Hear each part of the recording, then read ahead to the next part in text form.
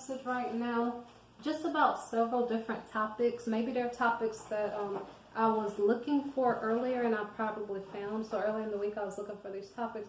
So I'm in the book of Jeremiah, chapter 8. And I'm starting at verse 8, okay? So Jeremiah 8:8 says, "How can you say we are wise and the law of Adonai is with us? Look, the false pen of the scribe certainly works falsehood. The wise men are ashamed and dismayed and are taken. Behold, they have rejected the word of the Adonai. So what wisdom do they have? Therefore I will give their wives to others." Oh my gosh, he said that? "And their fields to those who will inherit them." Let me repeat in case you missed it. It says, "The wise men are ashamed, they are dismayed and taken. Behold, they have rejected the word of the Adonai. So what wisdom do they have?" This is a little bit of an argument about, we're saying we're wise, we think we know it all. We feel like we know it all because we have this book, right? But it's saying, do you not realize that people who transcribe this word could have changed things for their own purposes, okay? Maybe you have some of the word, but maybe not all of it is 100%. So I don't know if somebody's being a smarty pants here or not. The title of this section of the Bible, and my Bible, is The Peril of False Teaching, right? So I think it has something to do with whether or not, are we experts in our field? Do we always know it all? Should we say we even know it all? And it's talking about the wise men are being ashamed. So I don't know how this, okay, so the beginning of this chapter, "Moreover you shall say to them, thus says the Adonai." Okay, hold on one second. "Will they fall and not rise? Will one turn away and not return? Why then has this people slidden back? Jerusalem is in a perpetual backsliding. They hold fast to deceit. They refuse to return. I listened and heard, but they do not speak aright. No man repented of his wickedness, saying, what have I done? Everyone turned to his own course, as the horse rushes into battle." It says, "Even the stork in the heavens knows her appointed time, and the turtle does in the swift and the swallow.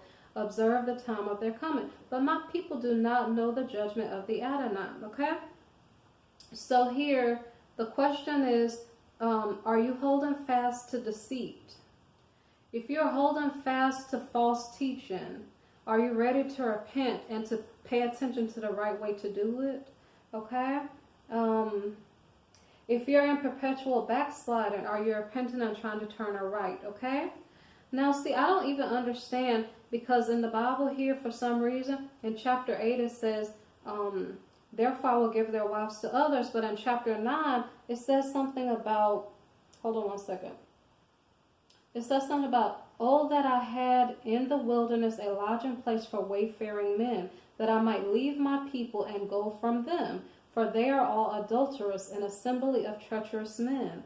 Which way? I don't know what's going on. Is Jeremiah confused and he's kind of upset with the people in one point, and then at the other point he's on target here? Because in chapter 8, he's like, "I'm going to take your wives and give it to other people," okay? In chapter 9, he's like, "No, you're being adulterous people." Which one is it, okay? So let me see. In chapter 8, let me continue to read. Why was Jeremiah upset, okay?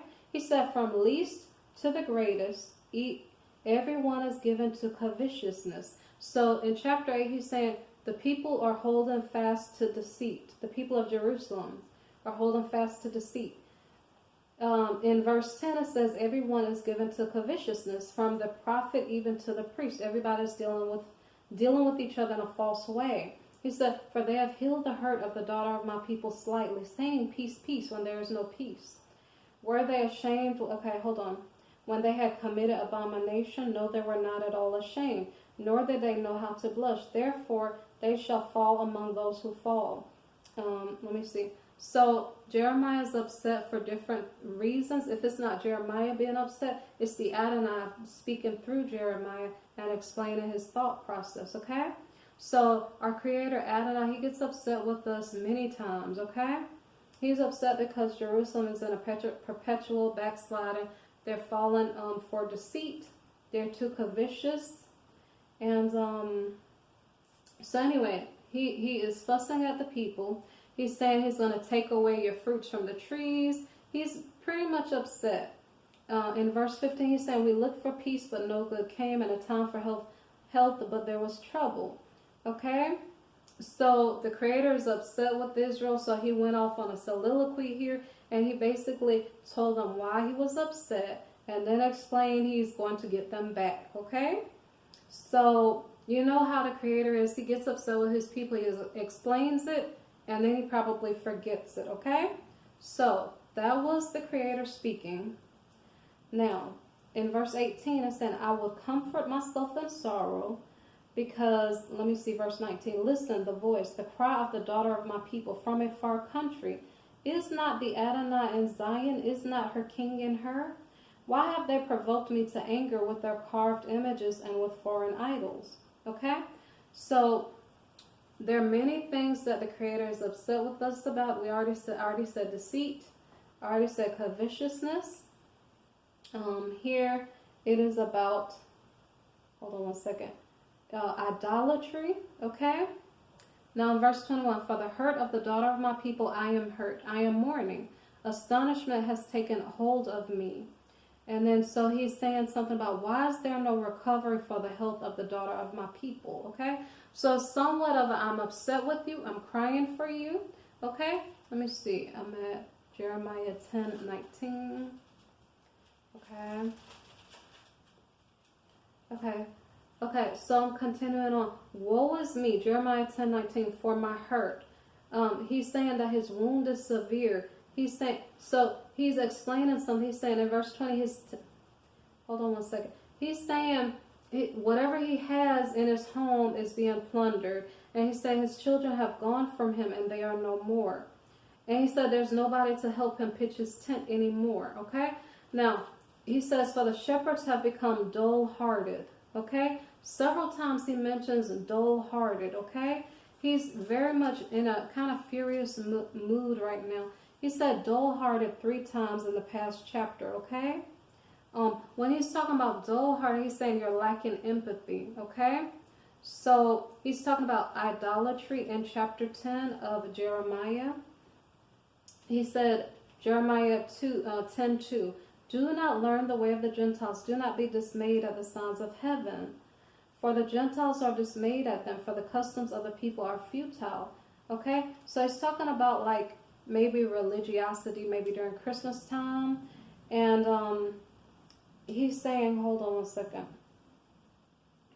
I just hear a lot of upset energy from the Creator, but I keep being stuck on the fact that he's saying that the people are being dull-hearted and acting foolish, because he was kind of upset saying, how can you say we are wise? In Jeremiah 10:8, he says, but they are altogether dull-hearted and foolish. He said a wooden idol is a worthless doctrine, okay? So in verse 10, chapter 10, verse 10, he says, but the Adonai is the true Erevat. He is the living Erevat and the everlasting King. At his wrath the earth will tremble, and the nations will not be able to hide his indignation. So the Adonai sometimes gets mad with us. Sometimes he tells us like it is. Sometimes he gives us his fury. Sometimes he forgives us. And sometimes he cries with us, okay? He does not want us to be dull-hearted. He wants us to have empathy for each other. In chapter 11, verse 8, he said, yet they did not obey. So he said, hold on one second. Yeah, yet they did not obey or incline their ear, but everybody walked in the imagination of his evil heart. Therefore he will bring upon them all the words of this covenant which he commanded them to do, but they have not done. So the Creator is saying, stop with the deception, stop with the covetousness, stop with the idolatry, have some empathy in your heart, care about one another, do the right thing. Stop walking in the imagination of your evil heart. Stop with the adultery. He is talking about slanderers. Okay, he said, I don't want to talk about the negativity, but if you're slandering with your neighbor, and every neighbor will walk with slanderers, everyone will deceive his neighbor and will not speak the truth. They have taught their tongue to speak lies and weary themselves to commit iniquity, okay? So he said your habitation, if you're doing these things, your habitation is in the midst of deceit. Through deceit they refuse to know me, says the Adonai, okay? So because of that, that's why he's going to refine his people and try them, okay? And we don't want to be refined and tried by the Creator. He said their tongue is like an arrow shot out it speaks deceit.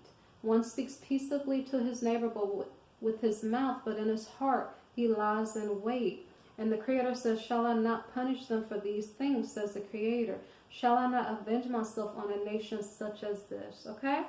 So what I'm just talking to you guys about is, let us not anger our Creator. Let's try to repent for the things that we are doing wrong and come in alignment with what the Creator asked us to do, okay? Thus says the Adonai. This is Jeremiah 9:23. He also a little bit called us foolish sometimes, okay? So he said, thus says the Adonai, let not the wise man glory in his wisdom. Let not the mighty man glory in his might, nor let the rich man glory in his riches, but let him who glories glory in this, that he understands and knows me, that I am the Adonai, exercising loving kindness, judgment, and righteousness in the earth. For in these I delight, says the Adonai. Okay? So let's not anger our King. He's the everlasting King. He cares about his people. Let's make him proud of us. Let's do the right thing, okay? Thank you guys for listening to my video. Please like, subscribe, share, and comment. Okay? Thanks. Bye.